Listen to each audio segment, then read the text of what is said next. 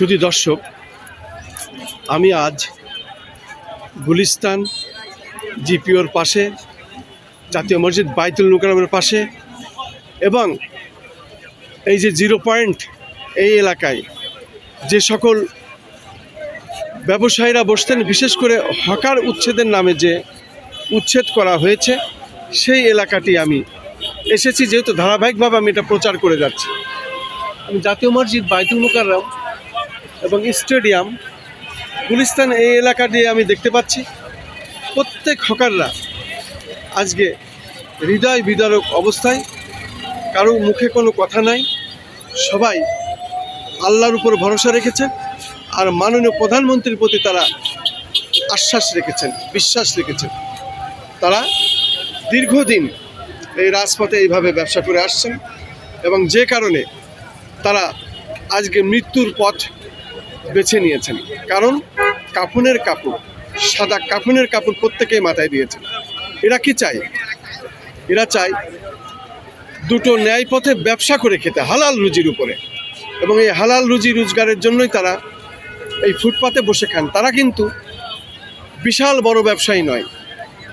এই বাইতুল মুকাররম জাতীয় মসজিদে হাজার কোটি টাকার ব্যবসা হয়।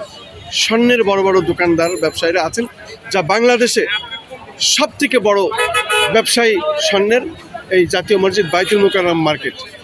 কিন্তু তারই পাশে হকাররা যখন ফুটপাতে বসে ব্যবসা করে, সে তার জীবন এবং তার জীবিকার জন্য, তার সংসার চালানোর জন্য সে রুটি রুজির পথ বেছে নিয়েছে। আপনাদের দীর্ঘদিনের এই ব্যবসা, কতদিন আপনারা ব্যবসা করতেছেন? আপনার নাম পরিচয় দিয়ে বলুন। মাননীয় প্রধানমন্ত্রীর কাছে আপনারা কী চাচ্ছেন, কী করলে আপনাদের সুবিধা? বিসমিল্লাহির রহমানির রহিম। আমার নাম আব্দুল মতিন মতি, বাইতুল মুকাররম ক্ষুদ্র ব্যবসায়ী কল্যাণ সমিতির সভাপতি। জনগণ আমরা বানাইছে। আমরা দীর্ঘদিন ধরে এখানে ব্যবসা করছি। সব হকার মানুষ, আমরা মেহনতি মানুষ, কষ্টে দিন কাটাই। আমরা কোনো রাজনৈতিক সংগঠনে জড়িত না, আমরা খুব কষ্টে দিন কাটাই। আমার বাবা হকার ছিল, আমার বাবা মারা গেছেন, আমি হকার প্রায় 40 বছর ধরে আমি হকারগিরি করি বাইতুল মুকাররমে। এখন বাইতুল হকারগিরি করতে করতে প্রায় 1 মাস ধরে এই বাইতুল মুকাররম স্বর্ণের ব্যবসায়ী দোলন, এই দোলনে আমাদের ফুটপাত উঠাই দিচ্ছে।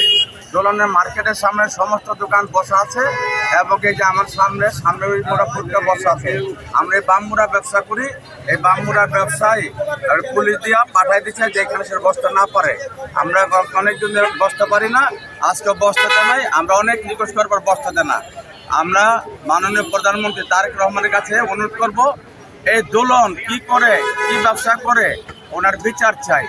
উনি গরিবের উপরে জুলুম অত্যাচার যা সহ্য করা যায় না। আমরা দোয়া করব যে মাননীয় প্রধানমন্ত্রী তারেক রহমান সেন অতি শীঘ্রই এই ব্যাপারটা তদন্ত করুক এবং আমরা যেন বসতে পারি। আরেকটা কথা হইল, এখানে সিটি কর্পোরেশনের কোনো অনুমতি নাই। এখানে উনি একটা গ্রিল দিতে চায় লম্বা 7 ফুট, এরকম দিয়া যেন দোকানদারি ভিতরে করতে পারে, যেন আমরা এখানে দোকানদারি না করতে পারি, আমরা সেন চলে যাই। এটা কোনো সিটি কর্পোরেশনের কোনো অর্ডার নাই, কোনো জায়গার কারো অনুমতি নাই। তারা জোর করে, সামনে একটা গ্রিল আছে, এই গ্রিলে জোর করে বসে অনুমতি ছাড়া।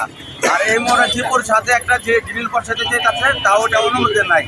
আমরা আমাদের জোর নাই, আমাদের শক্তি নাই, আমাদের পাশে কেউ দাঁড়ায় না। আমি মাননীয় প্রধানমন্ত্রী আকুল আবেদন করব, এই জিনিসটা আপনারা দেখবেন, যেহেতু আমরা সচ্ছলভাবে দোকানদারি করতে পারি আর এই জুলুমের থেকে আমরা বাঁচতে পারি। আর এই জুলুম বা জুলনের বিচার চাই। এই বিচার চাই, যেহেতু গরিব সরকার যেহেতু অনুমতি দিচ্ছে, মানে তারেক রহমান বলছে হকার বসবে, বাইতুল মুকাররম বসবে, পল্টন বসবে, গুলিস্তান বসবে, মতিঝিল বসবে, নাম উল্লেখ করে দিচ্ছে। তারপরে এখানে পুলিশের লাগে আমাদের কোনো দুশ্মনী নেই। পুলিশ আমাদের বন্ধু, পুলিশের সহযোগিতা আমরা বসি, পুলিশ আমাদের হেল্প করে। কিন্তু এই দোলনের দারণ দিয়ে আমাদেরকে লাঠি পেটা দিয়া আমাদেরকে আমাদেরকে বিতাড়িত করে এবং আমরা বসতে পারি ঠিক মতন। যেহেতু আমরা বসতে পারি, সমস্ত অত্যাচারের থেকে আমরা বাঁচতে পারি, এই বলে তারেক রহমানের কাছে আমি আকুল আবেদন। সবাইকে ধন্যবাদ। আসসালামু আলাইকুম। আপনাকে অনেক অনেক ধন্যবাদ।